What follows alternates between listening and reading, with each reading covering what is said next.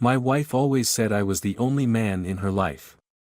But one day I accidentally logged into her email and saw an electronic ticket to Mexico in some man's name. She was planning to spend her vacation with a lover while telling me she was going to visit a friend. She thought I would never find out, but I made sure she destroyed her life with her own hands. Sarah and I had been married for 7 years.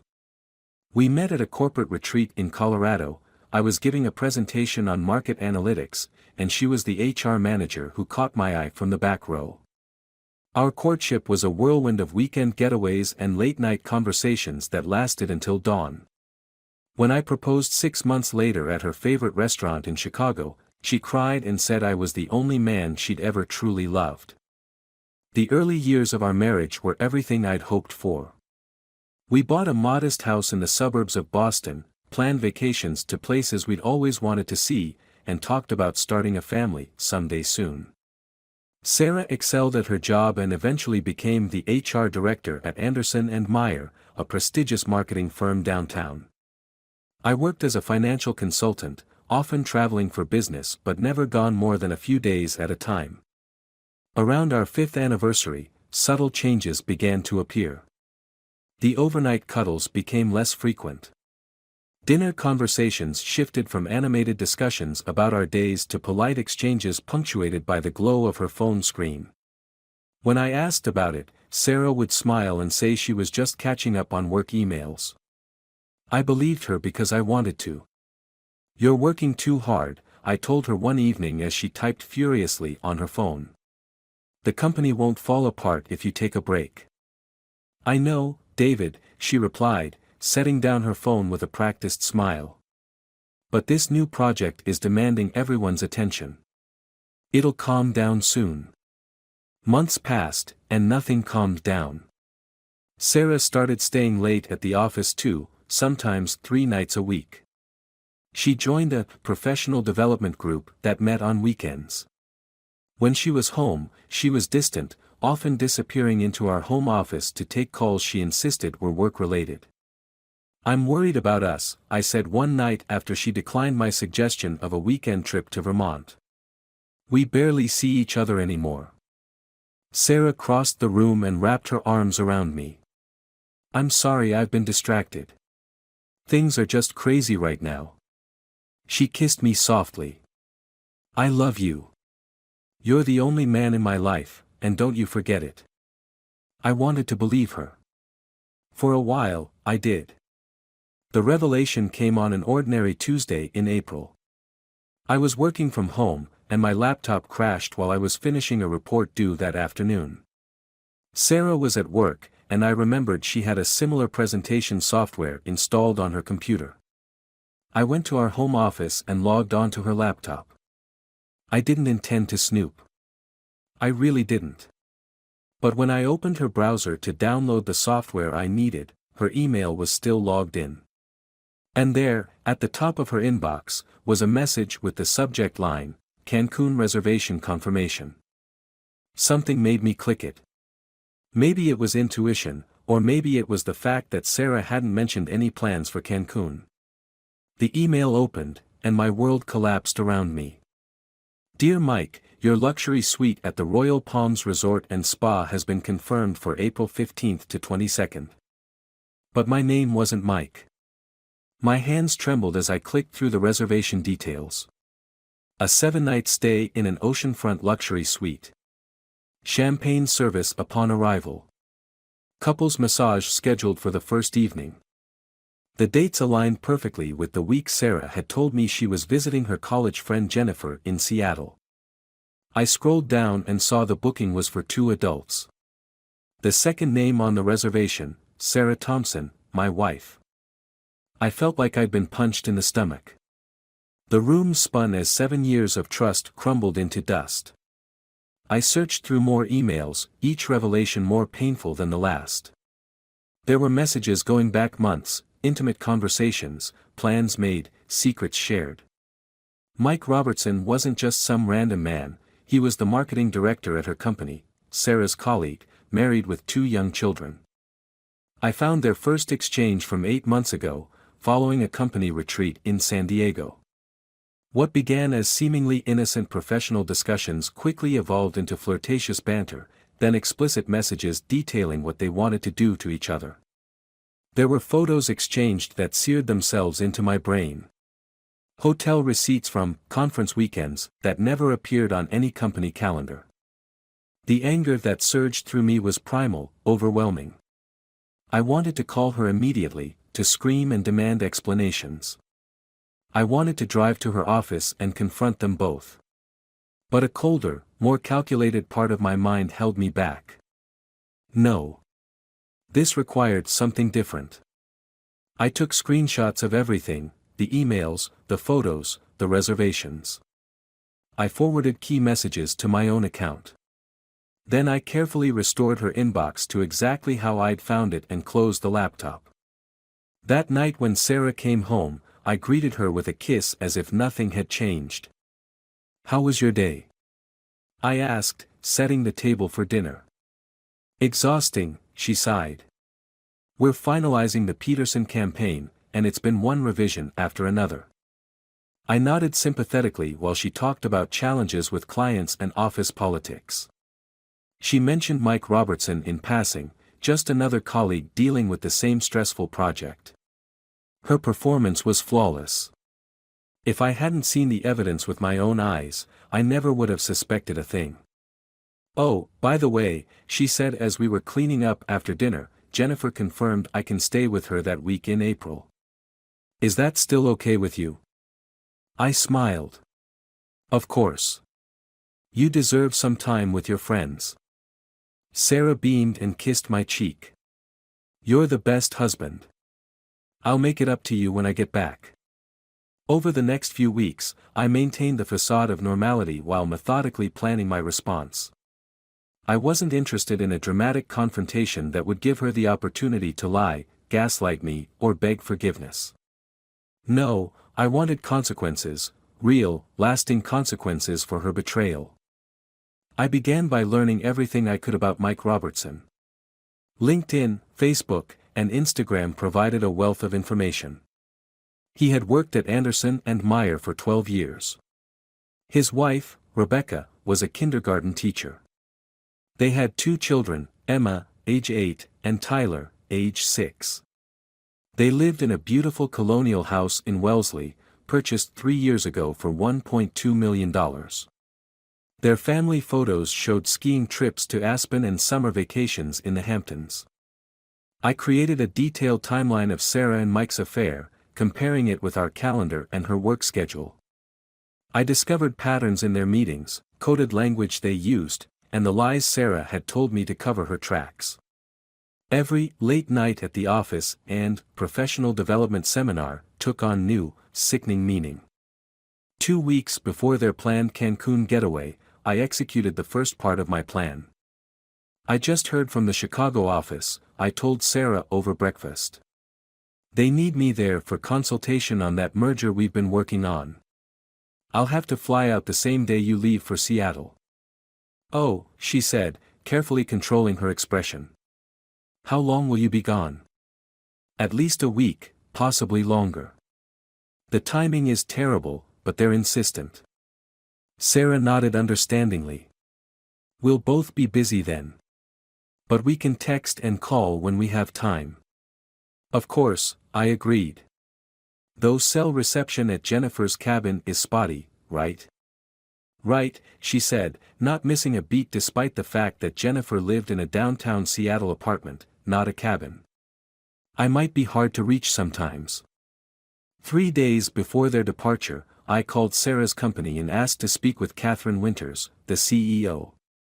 Her assistant tried to deflect me, but I insisted it was a personal matter of extreme urgency. When Catherine came on the line, I introduced myself as Sarah's husband and requested a confidential meeting. Something in my tone must have conveyed the seriousness of the situation because she agreed to see me that afternoon. In Catherine's office, I presented selected evidence of the affair between her HR director and marketing director. I was calm and professional, explaining that I wasn't seeking to harm the company, but felt obligated to report what appeared to be a serious breach of corporate ethics. "I understand this is uncomfortable," I told her. But I believe a company of your reputation would want to know that two senior executives are engaged in an inappropriate relationship, especially when they're about to take an unauthorized vacation together while submitting fraudulent leave requests. Catherine's expression hardened as she reviewed the evidence. I appreciate you bringing this to my attention, David. This is indeed a serious matter that violates several company policies. I'll need to address this immediately. I understand, I replied. I only ask that you delay any action until they've departed for their trip. I'm handling this situation in my own way, and timing is important. Catherine studied me carefully. As long as what you're planning isn't illegal, I can wait until Monday to address this with them. Nothing illegal, I assured her. Just appropriate consequences. Next, I reached out to Rebecca Robertson. I created a new email account and sent her a message. I have information about your husband that you need to see. This isn't a scam or a threat. Please meet me tomorrow at Riverside Coffee at 3 p.m. I'll be wearing a blue jacket and sitting by the window. Rebecca appeared at the cafe precisely on time, her face tense with worry. I introduced myself and gently explained why I had contacted her. Then I showed her the evidence of her husband's affair with my wife.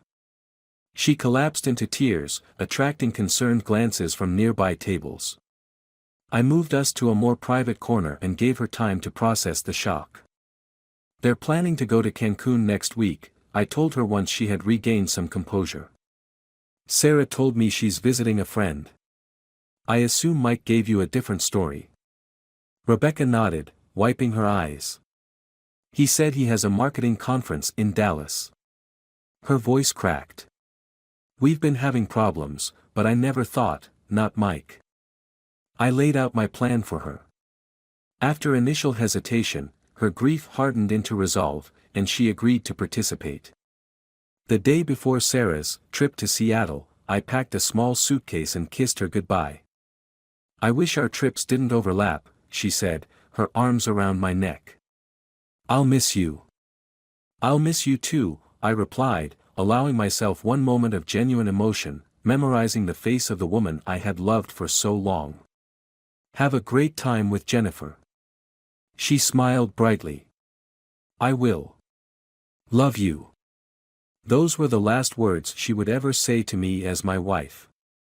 After leaving the house, I checked into a hotel 20 minutes away, where I had reserved a room for the next 10 days. From there, I monitored the progress of my plan through my laptop and phone.